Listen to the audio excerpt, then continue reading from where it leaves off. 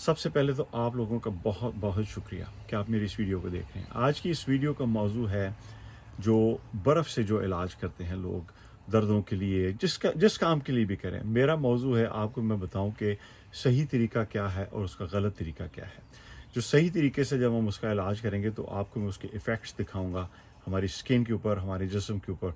और जो लोग गलत तरीके से करते हैं मैं आपको कोशिश करूंगा कि उसके भी इफ़ेक्ट्स दिखाऊं, ताकि आपको थोड़ा सा एहसास हो कि गलत तरीके से इस्तेमाल करने के क्या नुकसानात हो सकते हैं।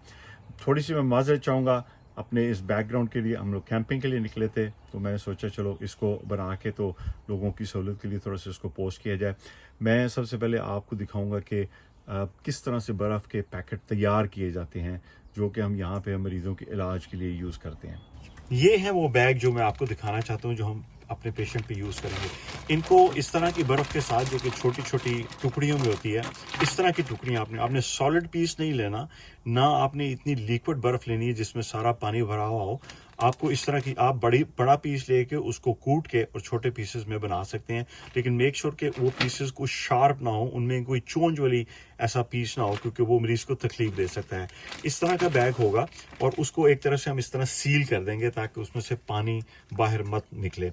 अच्छा, इसको एक चीज़ आपने और इस पर गौर करना है कि इसको इतना नहीं भरना कि ये इस तरह से इसका पेट बाहर निकला है, क्योंकि जब इस तरह होगा तो जब आप इसको जोड़ के ऊपर रखेंगे तो ये जोड़ के ऊपर पूरी तरह बैठेगा नहीं। इतनी बर्फ़ डालते हैं कि जब हम इसको किसी बॉडी पार्ट के ऊपर, किसी नी पे या शोल्डर पे या किसी जगह पे भी रखते हैं, ये जब मैं इसको सील कर रहा हूँ तो मैं मेक श्योर करूँगा इसमें से सारी हवा जो है वो बाहर निकल है और उसको मैं सील कर लूँ। इस तरह के बैग हमारे मुल्कों में भी अवेलेबल हैं, मैंने देखे हैं वहाँ पे इजीली अवेलेबल हैं। अब जब इसको मिसाल के तौर पे मैं अपने हाथ पे इस तरह रखूँगा तो ये मेरे हाथ की शेप में इस तरह चला जाएगा। अगर इसको बहुत ज़्यादा भरा हुआ होगा तो ये इस तरह से उभरा रहेगा, या अगर आप इसमें सॉलिड आइस डालेंगे, बर्फ़ डालेंगे, तो वो इसको बहुत बड़ा बना देगी। तो इस तरह के बैग आप इस्तेमाल करेंगे। अब अगले फेज़ में मैं आपको दिखाऊंगा कि इन बैग्स को हमने किस तरह से एक पेशेंट है हमारे पास जिसके एक साइड पे हम सही तरीके से रखेंगे जो रखनी चाहिए, और एक तरीके से उस तरह से रखेंगे जहाँ जैसे अमूमी तौर पे हमारे लोग रखते हैं, जो फिर जिसके बाद फिर उनकी अक्सर ये कंप्लेन होती है कि मेरा पूरा पिंडा ठर गया, मेरी पूरा जिस्म में कपकपी तारी हो गई। तो मैं आपको दोनों तरीके से बताऊंगा और दोनों तरीके से दिखाऊंगा कि हमारा जिस्म किस तरह रिएक्ट करता है। अब मैं आपको एक्सपेरिमेंट करके दिखाता हूँ। ये हमारे सब्जेक्ट भी हैं, मेरे कज़न भी हैं। इनके ऊपर मैं आपको दिखाऊंगा कि किस तरह से एक टांग पे हम सही तरीके से आइस रखेंगे जिस तरह रखनी चाहिए, और एक साइड पे उस तरीके से जिस तरह नहीं रखनी चाहिए, और देखते हैं इनका रिएक्शन कैसा होता है। आइए देखते हैं। ये राइट नी है, ये लेफ्ट नी है। इस साइड पे आप स्किन कलर देख लें, बिल्कुल ब्राइट एक तरह की स्किन कलर है दोनों साइड पे। इस साइड पे मैं जो हमारी सही तरीका है आइसिंग का वो अप्लाई करूँगा। इस साइड पे मैं वो जो कि अमूमी तौर पे लोग आइसिंग के तरीके को करते हैं मैं वो यहाँ पे करूँगा। फिर हम टाइम वाइज से देखेंगे 3 मिनट के बाद, 5 मिनट के बाद, 10 मिनट के बाद, अमूमी तौर पे 3 से 5 मिनट के बाद इस साइड पे जो सब्जेक्ट हैं इनको जलन महसूस होनी शुरू हो जाएगी। इससे स्किन इनकी जो है ना उसके कलर चेंज होना शुरू हो जाएगा। तो मैं आपके सामने ये अब शुरू करने लगा हूँ, आप लोग मेरे साथ रहिए। ये हमने यहाँ पे एक टॉवल रखा है। टॉवल रखने के बाद हम एक आइस पैक जो है वो इस साइड पे इस तरह रख के और इसको इससे हम कवर कर देते हैं। ये आइस यहाँ पे रखी है। दूसरी साइड पे मैं ये आइस पैक है और इसको इनकी स्किन के ऊपर इस तरह मैं मेरे रखने के साथ ही जो सब्जेक्ट हैं जो कि जिन पे रखा है उनको थोड़ी सी इसकी महसूस हुई है तकलीफ, लेकिन हम इसको कपकपी उनको महसूस हुई, हम इसको रखेंगे। और मैं इसके साथ ही अपनी जो वॉच के साथ मैं इसको स्टॉप वॉच पे मैं इसको सेट कर देता हूँ कि टाइमर को। ठीक, अच्छा, अब हम लोग 5 मिनट इनटू द आइसिंग हो चुके हैं। मैं इसको हटा के स्किन का कलर देखूंगा यहाँ पे मैं, फिर हम इस साइड पे देखेंगे। उससे इसको हटाने से पहले हम थोड़ा सा मरीज से पूछ लेते हैं कि जो सब्जेक्ट है हमारे कि वो कैसा फील कर रहे हैं, क्या फ़र्क आपको महसूस हो रहा है दोनों साइड में। ये जो साइड है ना ये बहुत ज़्यादा ठंडी हो गई है, सर्दी लग रही है इस टांग पे ना। ठीक, लेकिन ये जो है ये बिल्कुल जैसे वो हल्की हल्की ठंडक महसूस हो रही है मुझे। ठीक है। अच्छा, मैं इसको हटा के अब हम इस वक्त ये, और इसको भी हटाता हूँ मैं। मुझे उम्मीद है कि आप लोगों को इसकी स्किन कलर नज़र आ रहा होगा, थोड़ा सा इसको इस तरह मोड़े। ये या रेडनेस, ये सारी यहाँ पे कोई रेडनेस नहीं, इसमें ये जलन हल्का सा महसूस ठंडा हो। है, ये बहुत ज़्यादा ठंडा है। तो ये 5 मिनट में इनकी स्किन इसको टॉलरेट नहीं कर पा रही और ये चाह रहे हैं कि इसको हटा दिया जाए, जबकि ये इस साइड पे ये अभी तक इसको टॉलरेट कर रहे हैं और ये हल्का हल्का ठंडा हो गया। अब मैं इसको एक दफ़ा फिर दोबारा बर्फ़ को रख के तो हम इसको 10 मिनट पे चेक करेंगे। मुझे नहीं ख्याल कि ये इसको 10 मिनट तक बर्दाश्त कर सकेंगे, लेकिन जितना भी ये कर सकेंगे उस वक्त में आपको फिर इसकी स्किन की कंडीशन की हालत बताऊंगा मैं। अब हमें तकरीबन 10-11 मिनट हो चुके हैं। ये आइस हमने जो कि गलत तरीके से भी रखी हुई है और सही तरीके से भी। मैं आपको एक दफ़ा फिर इसको उठा के आपको मैं, बाय द वे इस वक्त हमारा जो सब्जेक्ट हैं उनकी जो लेफ़्ट नी है उनकी ऑलमोस्ट चीखें निकल रही हैं यहाँ पे, और वो चाह रहे हैं कि हम इसको हटा दें। तो मैंने इनको थोड़ा सा रोक के रखा कि मुझे आप 10-11 मिनट तक इसको दिखाने दें। हम इसको हटाते हैं और हम इसको भी फ़िलहाल हटा के आपको दिखाते हैं। आप लोग बड़े विजिबली देख सकते हैं कि इस साइड पे ये सारी रेडनेस इनकी थाई पे, और यहाँ पे भी सारी रेडनेस इनकी थाई पे। गो के इनकी थाई ठंडी है, लेकिन नाकाबिले बर्दाश्त हद तक ये ठंडी हो चुकी है। और इस साइड पे आपको स्किन का कलर बिल्कुल नॉर्मल मिल रहा है, जबकि ठंडक यहाँ पे भी है और ठंडक यहाँ पे भी है।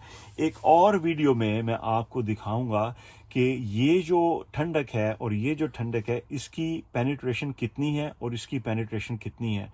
मैं आपको ये बताऊंगा कि जब थोड़े टाइम के लिए आप आइसिंग करते हैं तो वो स्किन के अंदर या गोश्त के अंदर कितनी गहराई तक जाती है। लेकिन उसका दूसरा नुकसान ये है कि आपको उसको 10 मिनट तो इनको हमने मजबूरन फोर्स किया है कि इनको बर्दाश्त करें। एक आम आदमी इसको 3 से 4 मिनट से ज़्यादा बर्दाश्त नहीं कर सकता, वो भी बड़े मसल्स के ऊपर। जबकि इस साइड पे अगर हम इसको और 45 मिनट भी रखेंगे तो ये इसको बर्दाश्त भी कर सकेंगे और वो कॉन्स्टेंटली इनकी मसल की गहराई में जाती जाएगी। आप लोगों ने देखा कि सही तरीके से जब हम आइसिंग करते हैं और गलत तरीके से आइसिंग करते हैं, उसके असरात स्किन पे, उसके असरात पेशेंट की तबीयत पे किस तरह के होते हैं। मेरा असल आइडिया ये था कि हम सबसे पहले ये तफरीक कर लें कि जो आप लोग देखने वाले हैं, आप इनमें से किस तरह की आइसिंग करते हैं। जो तो सही तरीके से आइसिंग करते हैं उनके लिए कोई प्रॉब्लम नहीं है, मैं उनको अगली वीडियोज़ में हर जॉइंट की या हर हिस्से की तरकीब और तरीक़ाकार को बताता रहूँगा। लेकिन जो लोग गलत तरीके से करते हैं उनको अपने तरीके को बदलना होगा। जब वो इस तरीके को बदलेंगे तो वो उस आइसिंग का सही तरीके से फ़ायदा उठा सकेंगे। आइसिंग या बर्फ़ का टकोर पूरी दुनिया में एक बहुत कामयाब तरीका इलाज है। इसको जोड़ों के दर्दों के लिए, इसको चोट के जो ज़ख़म होते हैं, जो अंदरूनी ज़ख़मों के लिए, इसको सर्जरी में बेइंतहा इस्तेमालात हैं इनके। मेरे लिए मुमकिन नहीं है कि मैं इस एक वीडियो में आपको हर चीज़ का अलग-अलग बताऊँ। मैं चाहता हूँ कि आप लोग अपने कमेंट्स में मुझे बताइए कि आप लोग किस हिस्से के बारे में, किस इलाज के बारे में, किस सर्जरी के बारे में या किस चोट के बारे में आप पूछना चाहते हैं। तो मैं आपको इंडिविजुअल वीडियोस बना के तो मैं आपको दिखाऊंगा कि वहाँ पे आइसिंग कैसे की जा सकती है। हर जगह पे आप टॉवल का इस्तेमाल भी नहीं कर सकते, तो वहाँ पे मैं आपको बताऊंगा कि आपके पास उसका नेमल बदल क्या हो सकता है। हर जगह पे आप इस तरह के बैग का इस्तेमाल भी नहीं कर सकते, वहाँ पे भी मैं आपको बताऊंगा कि आप बैग की बजाय कौन सी चीज़ को इस्तेमाल कर सकते हैं। हर जगह पे आप क्रश्ड आइस या इस तरह की पीस की हुई आइस को भी इस्तेमाल नहीं कर सकते। किसी जगह पे आप बड़े आइस के पीस को इस्तेमाल करेंगे। असल मकसद आपको बताने का ये था कि आप लोग अपनी आंखों से देखें कि उनकी जो हमारे सब्जेक्ट थे, जिनकी हमने चीखें निकलवा दी, जो हमारे सब्जेक्ट थे उनकी एक साइड पे स्किन का कलर कितना रेड हो गया हुआ था। और अगर ये आइस इस जगह पे 45 मिनट तक पड़ी रहती तो इसको ठंडा बर्न भी कहते हैं कि ठंड से स्किन बर्न हो जाती है पेशेंट्स की। और वो भी हमारे पास पेशेंट आते हैं जिनकी आइस की वजह से स्किन बर्न हो चुकी हुई है, तो हमने उसको भी अवॉइड करना है। लेकिन ये याद रखिएगा, मैं आपको फिर बता दूं कि बर्फ़ का तरीका इलाज हर बंदे के लिए नहीं है। आपने सबसे पहले अपने मुआलिज, अपने डॉक्टर, सर्जन, फिजियोज जो भी हैं, आपने उनसे तसल्ली करनी है कि आप इस काबिल हैं कि आप बर्फ़ से इलाज कर सकते हैं। मैं आपको चंद मिसालें देता हूँ जिसमें आप नहीं कर सकते। अगर आपको शुगर है जिसकी वजह से आपका ब्लड का दौरानिया कम हुआ है, आपको गैंग्रीन जिसको कहते हैं कि जिस्म के हिस्सों का सड़ जाना, इस हद तक सड़ जाना कि सर्जन उनको फिर उतार देते हैं, या किसी भी जिस्म के ऐसे हिस्से में जहाँ पे आपके ब्लड सर्कुलेशन उतनी अच्छी नहीं है जितनी होनी चाहिए, आपका पाँव पहले ही सूजा हुआ है या हाथ सूजे हुए हैं, उसमें बेइंतहा ऐसी जगह हैं, तो सबसे पहले आपने अपने मुआलिज से ये तसल्ली करनी है कि आप बर्फ़ का टकोर कर सकते हैं। जो लोग मुझसे रब्ता करेंगे, जो मुझे कमेंट्स में भेजेंगे, हम उनकी रिपोर्ट्स, उनकी लैब्स जो भी हम उसको देख के, तो हम थोड़ा बहुत आपको उसमें गाइड ज़रूर कर सकेंगे। लेकिन अल्टीमेटली आखिरकार आपने अपने मुआलिज से पूछना है कि ये तरीक़ा इलाज आपके लिए मौजू है या नहीं है। मेरा काम सिर्फ आपको ये बताना था कि उसका सही तरीका क्या है और उसका गलत तरीका क्या है। फिर मैं आप लोगों का बहुत शुक्रगुजार हूँ कि आप लोगों ने इतना टाइम निकाला, मेरी इस वीडियो को देखा। अगर आपको ये पसंद आए और आप समझते हैं कि इससे आपका भला होगा या किसी का भी भला होगा, प्लीज़ इसको शेयर करें, इस पैगाम को फैलाएं और इसको सब्सक्राइब करें, और जितने लोगों तक आप इसको पहुंचा सकते हैं आप इसको ज़रूर पहुंचाएं। कमेंट्स में मुझे ज़रूर बताइएगा कि क्या मैंने आपका वक्त ज़ाया किया। अगर नहीं तो मैं आपके लिए और भी इस तरह की वीडियोज़ लेके आऊँगा।